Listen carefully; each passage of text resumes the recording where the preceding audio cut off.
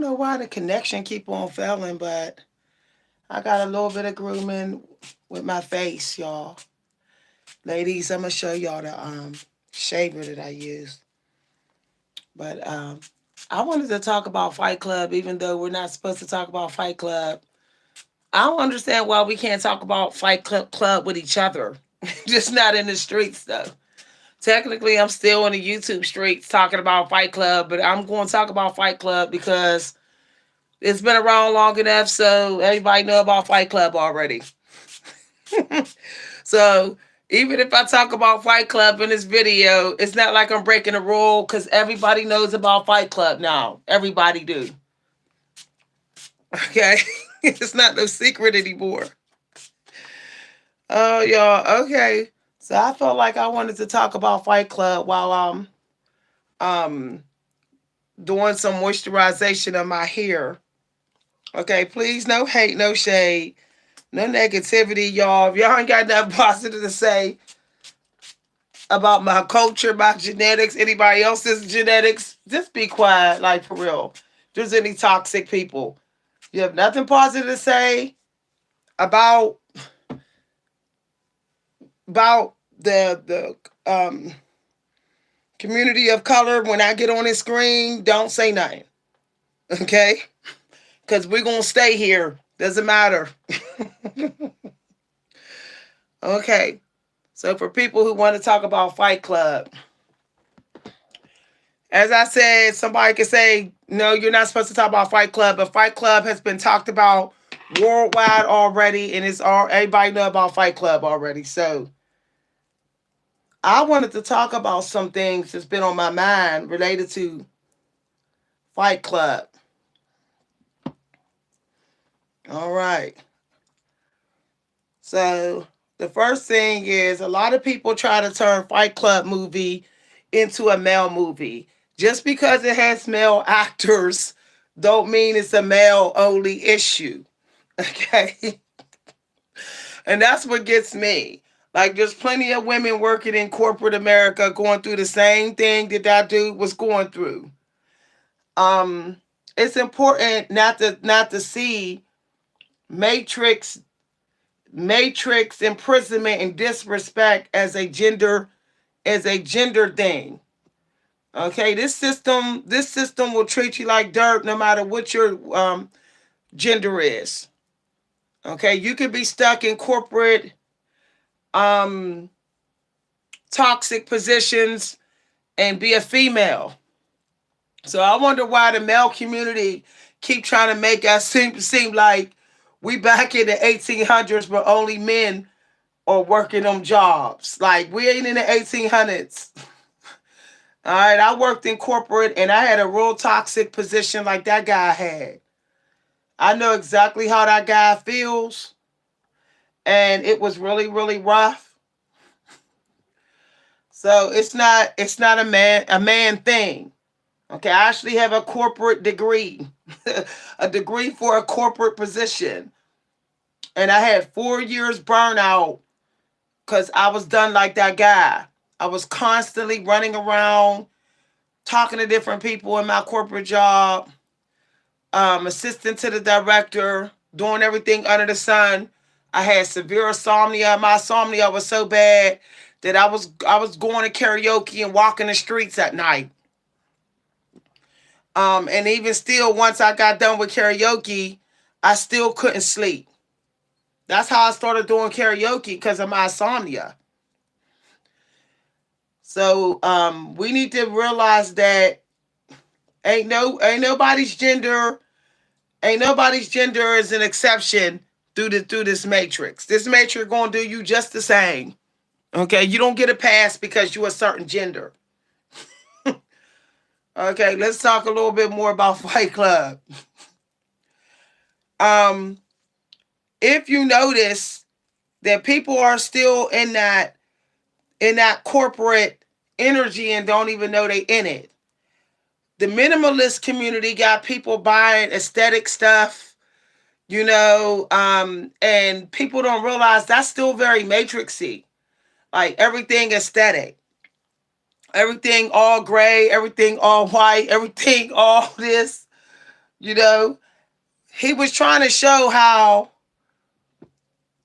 we do become a product of the environment that we are in most of the time, or that is controlling our mind. That how that seems to leak into our personal life, our lifestyle. So he was working that toxic corporate job. His off job life started to match it. Okay, he was even shopping like he was corporate, even though he didn't have to. He could have had a different house, different style, but he gave too much of his energy and time to that job that it became the dominant energy even when he wasn't on the job.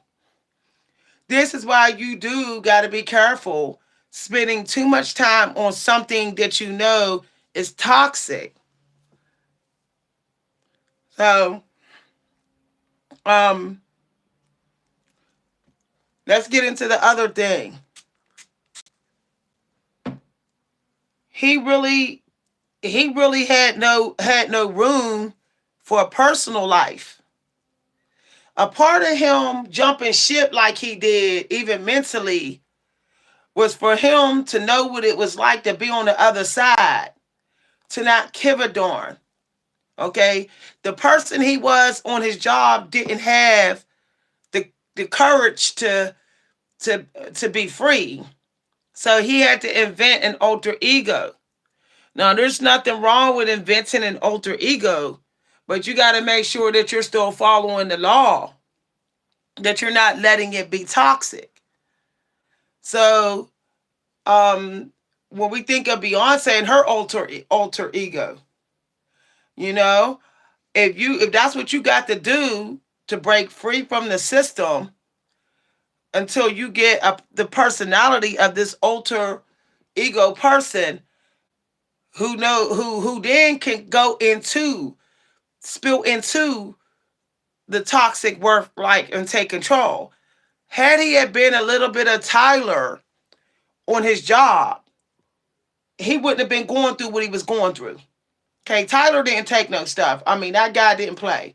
So the point, what I'm saying is, he needed to have a little bit of the Tyler on his job too. Okay. Um. So if you know the person, the ego, the character that you have right now is not working for you, it's not getting you results on your job, then get rid of it. Get rid of that character. Get another character and pull it into that job. That character is going that you feel is going to be a protector of your mental health. It must be a protector of your mental health, not a character that's just going to have you doing foolish stuff, but a protector of your mental health. Okay? Um, we want to talk a little bit more about Fight Club. Okay. He was willing to do what a lot of people wasn't willing to do until the last few years. He was willing to just to he was willing to just give it all up and start from scratch. I hate to tell y'all, but sometimes that's what you got to do. It's sad, but it's a heavy hit to have to give it all up. But at least you're starting fresh. So you're allowed to reset your life anytime you feel like it.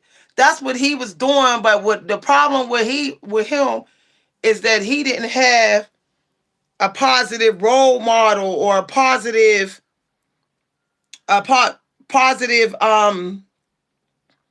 mindset that could come in when he was resetting his life. So you can reset your life anytime you want. You can reset it 1,000 times. But make sure that each time you resetting it, you know the reason why. That something is just so off that it needs a reset. That so much toxicity has spilled in and so much that you have no choice. Like resetting your life, what he did is a last resort. It's a last resort. Like you just cannot figure things out. So you got to start with an empty slate, an empty plate. I've done it 3 different times. I reset. I reset when I moved in my last apartment. I reset when I moved in my first. When I moved out my mother's house, I left with nothing but the clothes on my back. I didn't go back for anything. So I reset my life. In my last apartment, I reset it. I didn't take anything. I literally went all the way from scratch. And I'm partially resetting my life right now. I'm starting with my wardrobe, whole wardrobe reset. Hi, everybody. Now, the thing about resetting your life is when you're trying to reset, because I know some people are doing that right now. A lot of people like to reset the fall season. They're shipping things out, they're purging, it's a lot of resetting going on. They're trying to have a different life by New Year's on, cleaner path. If you are resetting your life right now, you also got to be careful of who you are letting in your life. Okay, because if you let in the wrong people, they can mess up your reset. All right? They can mess up your reset. Resetting your life requires solitude. It requires you to be alone a lot. It requires you to be in that research mode about yourself. Okay? So, for example, when I tried to reset my life and was still dealing with the same people, I was in reset. I kept rewinding. It was reset, rewind. I realized that I was never going to go all the way through the reset unless I had to vanish on a lot of people. So what I did recently is I vanished on what I normally do. Y'all notice y'all don't see me with cards. Y'all don't see me with no readings going on this channel because I'm doing a reset. Sometimes you got a couple of seasons that have passed, and that season has passed for me. Now, my intuition is exactly the strength that I need it to be, so there's no need for me to keep on questioning it. So, for me, it's like, okay, I don't need these kind of friends anymore. I don't need these kind of resources anymore. I don't even need certain hairdos anymore. At one point I found it hard just to do my own hair, y'all. This is real talk. Like, that's because there was something else in my life that was a problem to how I feel about myself. But what I decided to do is to just do a reset. I like jump ship, y'all. Like, I don't go to stream of consciousness writing events anymore. I was doing that for 3 months. I'm done with that. Winging it all the time. I'm done with that. I'm a structured person now. I was never really someone who was about structure. Now I am. I have a certain time I do things, a certain time I don't. But that's not my nature. But it's my nature now. But sometimes, y'all, what the reset is what the creator been waiting for you to do. So you can tap into the energy that you've been missing. The energy that you needed to have in order to finish finish a leap. My energy was that I needed to be more structured. I needed to be more structured. I needed to have more boundaries set. I wasn't setting up boundaries. And I wasn't keeping them intact and standing my ground with my boundaries. So I had to add that to my reset as something that I started doing. A reset could take at least 3 months. I'm telling you no lie. A reset it takes almost a whole season to get done with it. So when you're trying to do what he did in Fight Club and you're like, I'm just jumping shit, and make sure that you still have an idea of the positive direction you're gonna go in. See, the mistake he made, Jack or whatever his other name, he jumped shit, but he didn't have no game plan. He didn't have he didn't have no vision. That's what he was missing. He was just kind of just whatever, okay, whatever, all feeling emotion based, rather than foreseeing what the results may be, or thinking things through on some things. That's the mistake that he made. He was reckless. You still need to have a little bit of the game plan. I say if you're going to jump ship, if you're going to redo a reset, at least be a pantser. You know what a pantser is? It's the same thing that certain writers are. I'm a pantser. Okay? I be leaving other writers in the dust with quality writing. You know why I leave other writers in the dust in workshops? It's because a pantser is someone that plans and goes into it spontaneous. He's a planner and free spirit. They kind of have an eye already of how they're going to get started. At least they know what they're going to do and how they're going to begin. So that they still lock into the frequency. They've jumped into that frequency that they need to be in to be on the right path of whatever they're trying to do. So be a pantser. You could be spontaneous, but you don't have to be spontaneous through it all. There's risk with being spontaneous through it all. The risk of being reckless, like the guy from Fight Club. Okay? Hi, everybody. How are you? I'm doing okay, y'all. The creator told me to take some time for myself, y'all. So I'm going to get everybody's charts done, but I got to get them done in the speed that's good for my energy. Okay? The creator told me not to sacrifice myself, my family, and my spiritual health and my mental health to serve everybody. And I hope y'all realize that you got to make a part of testing to see who's right for you is seeing who's willing to wait on you when they need to wait on you, when you need to look after yourself. See, a lot of people are acting like that dude's boss from Fight Club, and yet they complaining that they got a boss like that. But they that same dude at home, though. They that same dude at home.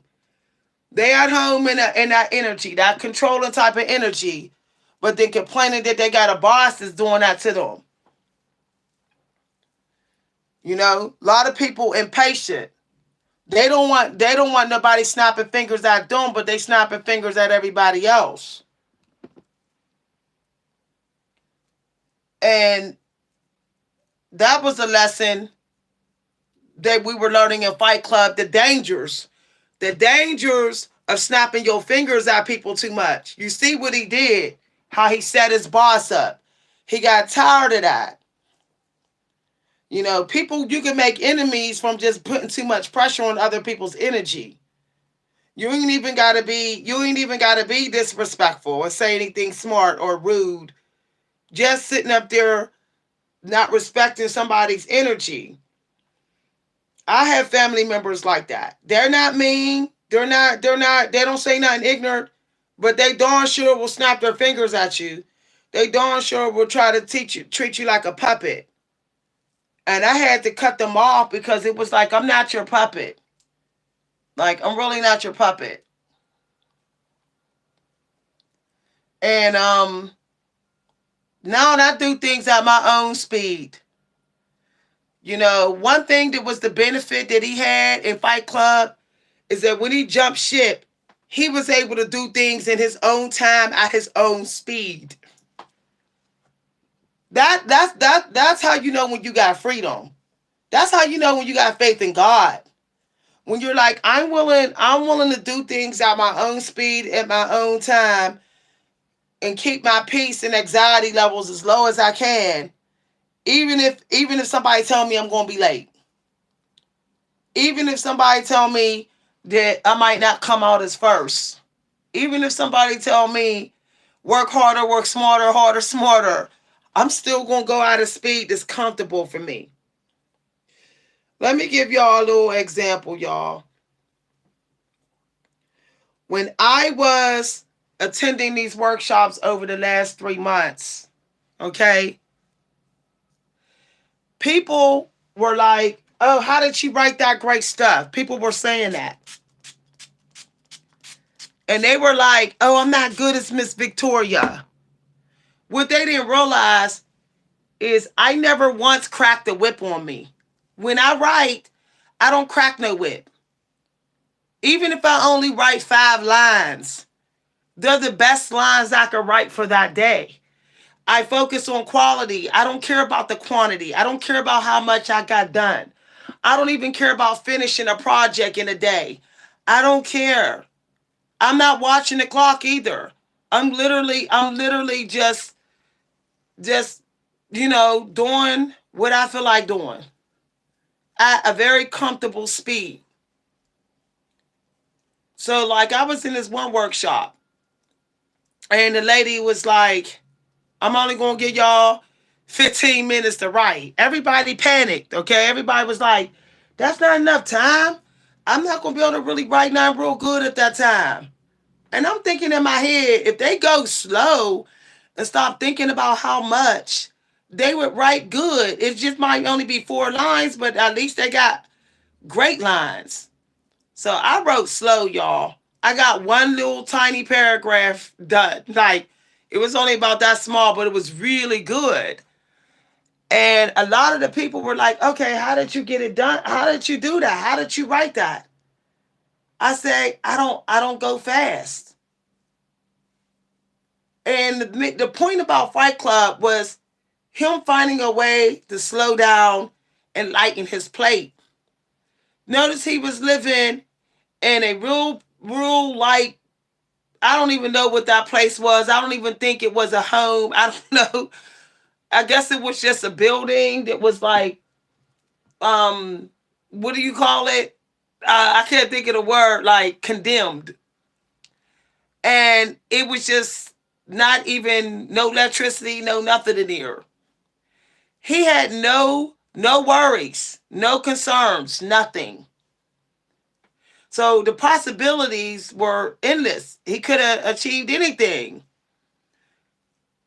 The point that I'm making is that you have to find a way to create more space in your life. More space so that you can have the breakthroughs that you need to have. It's the real thing. Like, but we don't create space because we're scared we're going to go into poverty, that we're going to miss out.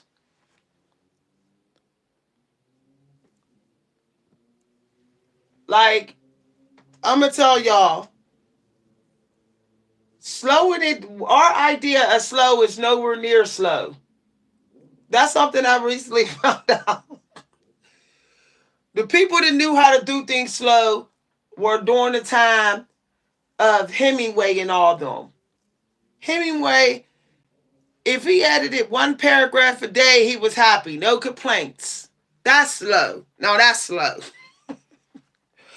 But today's world say you have to write 1,000 words, you have to edit 500 words and all this other stuff.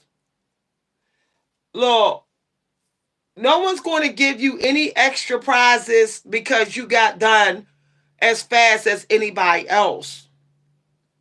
Like we've all been lied to. Okay? Unless you know your death date, why do you have a deadline? Why? Deadlines is for people who know their life is short. Their life is going to be brief. You don't know if your life is going to be brief. You could very well live to be 102. So why are you even worried about pressing about some deadlines?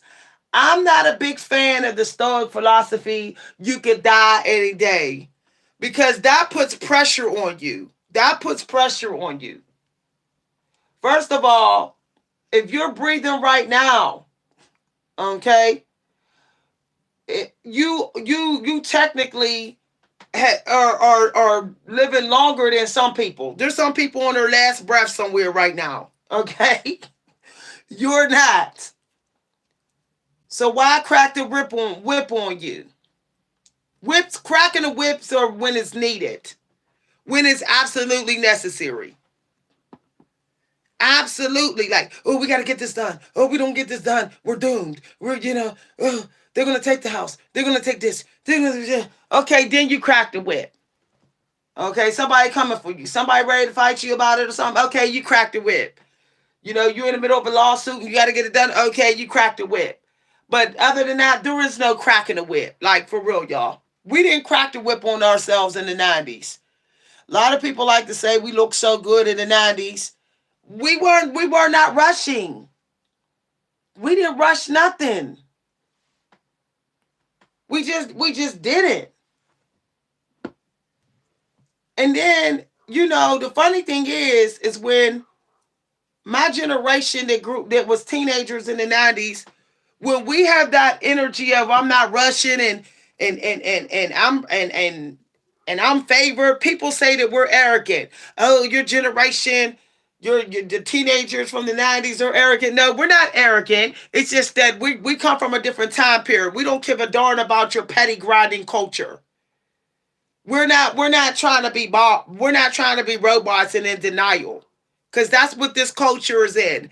Denial. Still robots. They think because they're not working a 9 to 5 job, they're not robots anymore. If you're cracking the whip on yourself up on these platforms as creators and influencers, if you're at home with these ridiculous deadlines, and all that, you're still a robot. You're still a robot. You're just in denial. We weren't robots in the 90s. We were job hopping. If somebody tried to turn us into a robot, we just went to the next job. We didn't sit out in the streets complaining about it. We went from job to job to job if we had to, till we found one that respected our energy. Okay. All right. Woo. We ain't talking about that. What's somebody talking about? What's somebody talking about?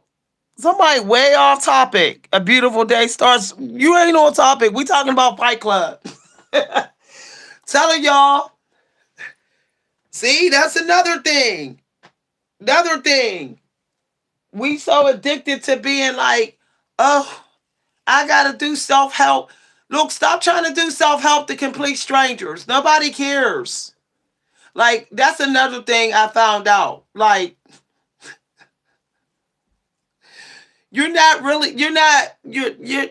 just walking up to complete strangers, even on YouTube. Like, I'm a stranger. You coming to me to hear what I gotta say, but yet you're trying to educate everybody in my live video. I be telling people like that is so low vibrational. That is exactly the problem in Fight Club. Dude doing all the work, but yet was trying to tell him what to do. Like seriously.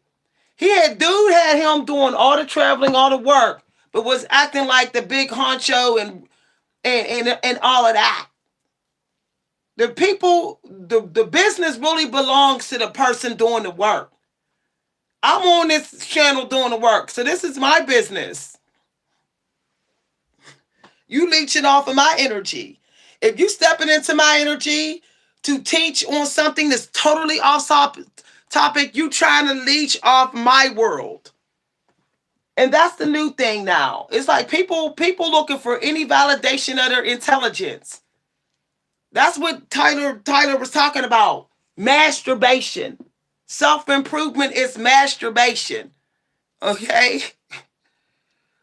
Stop trying to find a way to masturbate through doing self-improvement help with random people in a business that's not yours. You're trying to pull energy. And that's the new thing now.